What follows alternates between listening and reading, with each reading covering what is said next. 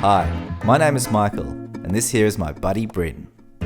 We've known each other for a while now, nearly 20 years, and believe it or not, this is our first time on a plane together.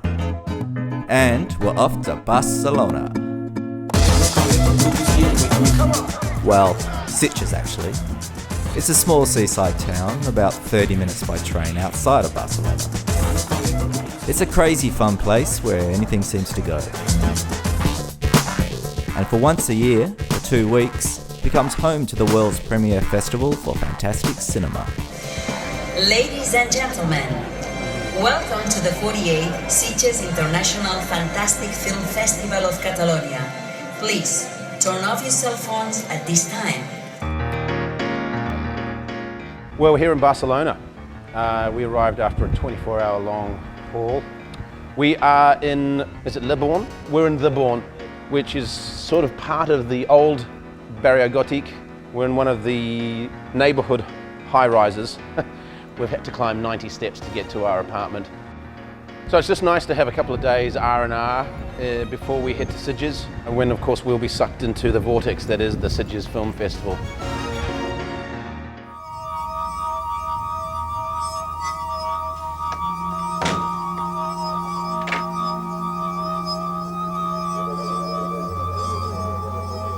So Penumbra was a film I made 22 years ago. A vampire story about a woman who gets seduced by a vampire, and we see her slowly becoming one of the undead. It was called Penumbra because that meant half shadow, and that's what you're sort of seeing her become. The film finishes with her not quite a full vampire, but pretty much. My friend Martin Roberts, who I knew from university and from doing drama and film, he came on board as my co-producer. We were bold, I think, in taking our theatrical background and creating set pieces for the film. So the actors, yeah, well, there was Fraser Gray, who I cast as Raoul. You must drink the blood of a mortal before madness overwhelms and destroys you. The best thing for me that I got out of the film was this wicked pair of fangs that was made for me by a bloke called Clifford Hughes. He had actually worked on Brain Dead with Peter Jackson. An woman called Charlotte Antonievich was cast as the lead protagonist.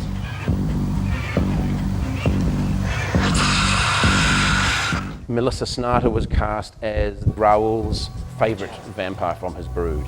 Does she excite you? I had high expectations, I suppose. I'd written this short film with quite stylised dialogue, and I suppose I naively thought that the actors would be able to deliver this dialogue in the way that I saw it in my head, which was, you know... Have another drink. Looks like you need one. Sort of this sort of, you know, European-styled kind of dreamy drama thriller. And of course it just came across as incredibly stilted. We finished it, and it had one single screening at the Wellington Fringe Festival, which was a disastrous film screening. It screened without any dialogue, just the music. There was some royal screw up with the mix that we'd done, and I just wanted to sink into the ground. Occasionally I would pull out the VHS copy and show it to a friend that I felt safe enough showing it to. And here, of course, is the most interesting thing. Over the years, as I would play it sporadically, occasionally, there's stuff in there that I really liked, just not the half-hour drama that I made. And that was the seed that was planted that would become Umbra.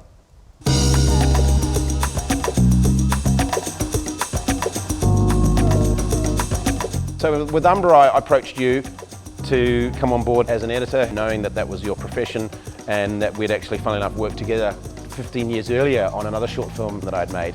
So it was us returning to work together again on a creative project. We'd bump into each other at parties. It was that cluster of parties. I think it was in the summer. We got to do this, we got to do this, we got to do this. I'm like, yeah, okay. I remember getting the final cut of the film. Yeah. And then, you know, kind of watching through it with you and just like scanning. And then for me, the moment that I knew this could be something was the embryo shot. Something had happened with the age of the tape and the look of the shot, and there was something George Méliès about it. In my mind, I'm kind of like, you know what? I think there's enough stuff here to put together something that might be kind of interesting and cool. You know, if it's just as an exercise, as a project, that's fine. I had worked on something recently that I started using these degraded film effects, and I remember saying to you, let's stick this on because this is just gonna absolve all our sins, you know, with the broken down video, and you know, like we can make it look like it's intentional. And it kept the same narrative arc as the original Penumbra, which was kind of interesting as well, which is that it's still about a woman who becomes a vampire. But the big difference was, of course, that we ended up fusing two characters to become this kind of one character that undergoes a kind of, shall we say, a psychogenic fugue, to quote David Lynch. So much about this film is about process and about what happens in the edit suite and the magic that happens and the talking about stuff and experimenting. And filmmaking is about experimenting, you know, it's about innovating with the tools that you have.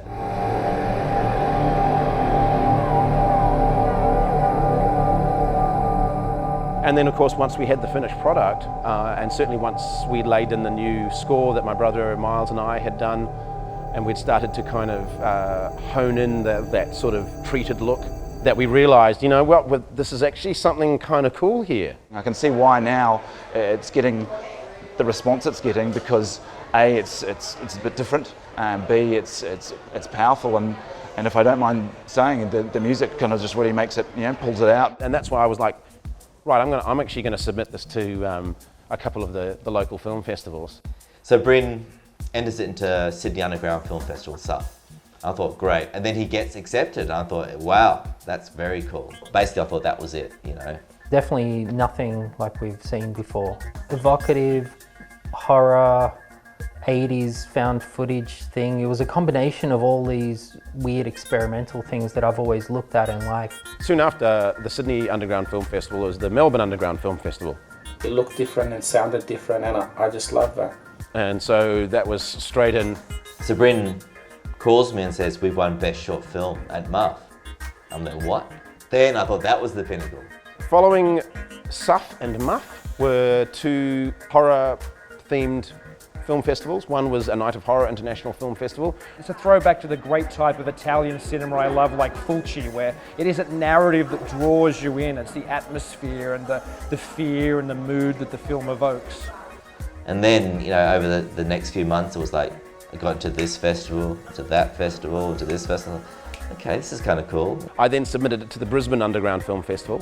Following that, I submitted it to Revelation, the Perth International Film Festival. I liked the fact that it was 6 minutes long, and it kind of had that energy of like a 1970s kind of horror film trailer, where you get almost like the entire film in a trailer. Next thing I know, I get an email from London's Fright Fest that I've been accepted into Fright Fest, which was extraordinary. Oh, look, you know, it's got into Fright Fest. I mean, maybe it'll get into Sitges, you know, which is the most prestigious horror film festival in the world. And then I get a text message from Bryn saying, guess what, we've got to Sitges. We're talking about 15 short films from all over the world playing in a little section called the Brigadoon section, all vying for the Paul Naschy Award. And to be included in amongst these other filmmakers is just amazing.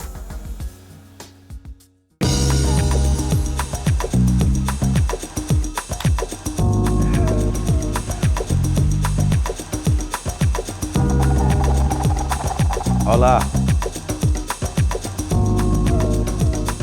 We've arrived in Sitges. Beautiful, picturesque Sitges. The weather is glorious. The pad is quite fine. The beer is ice cold. And the past looks great. Yeah, we checked out the Hotel Méliès, which is the festival HQ, and there was a hive of activity. There's guests and press professionals all that were arriving to get their accreditation and checking into the hotel.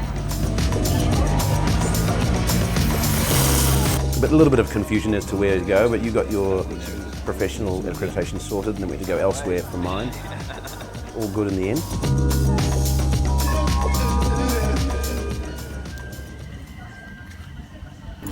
Well, here we are at the Brigadoon section of Sitges Film Festival, where tomorrow night Umbra screens in competition for the Paul Naschy Award for Best Short Fantastic Film. Ready? So we're at the Brigadoon. What's your first impressions? Look, I'll be honest with you, I'm a little surprised. I thought it was actually going to be an actual cinema, but it appears to be, community hall.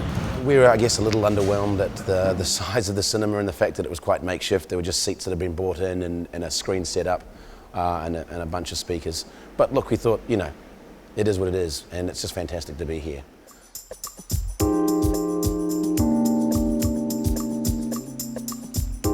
So the day arrives and Umbra screens tonight. And being the first Saturday night of the festival, it's also time for the Sitges Zombie Walk. Equal rights for replicants.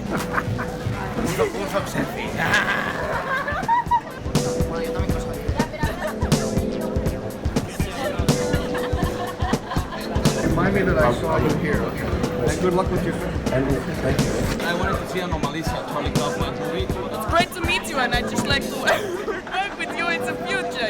It's like. What's going on, Bryn? Here at Brigadoon for the screening of the short films in competition for the Paul Naschy Award. Exciting stuff. As you can see, there's a bit of a queue. Yeah, there's a bit of a queue, which is pretty good. Very good. It's right around the corner. Yep. I don't know how we're going to fit everyone in here, but it's pretty awesome. Excited. Good. Cheers. Yeah, cheers. Yeah.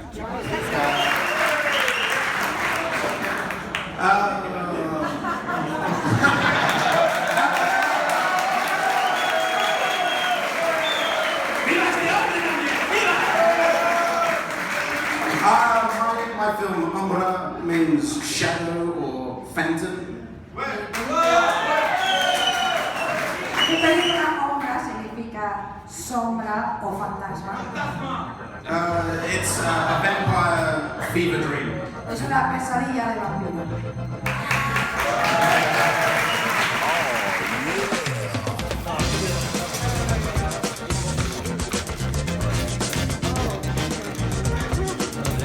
Estás muy guapo.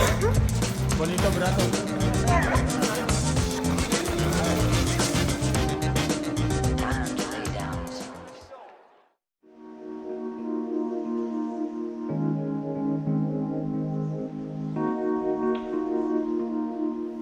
So the 7 films that screened it was quite an eclectic selection, but there was definitely a common thread of experimentation, surrealism, expressionism, and there were a couple in there that sort of had obviously a blackly comic streak running through them. We ended up meeting Mike Hortense, I think is how you pronounce his name.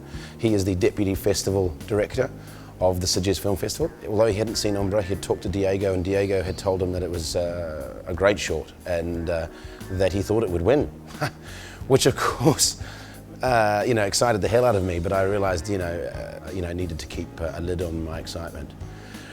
As it turned out, just yesterday, or maybe it was the day before, it starts to get a bit blurry, we bumped into Diego and he said, well, yeah, no, the winner has been decided. A film called Horsehead, which, funny enough, was the film that Mikey and I both agreed upon was probably the best of the first bunch, apart from Umbra, of course. But in a kind of way, I get a sneaking suspicion, we came very close. We might have become second or third, which is a sort of nice thought. Diego told us he'd watched about 400 films from around the world for the selection process, and then it came down to just 15 that got selected. So, we may not have won the Paul Naschy Award, but we've won in the fact that we're here.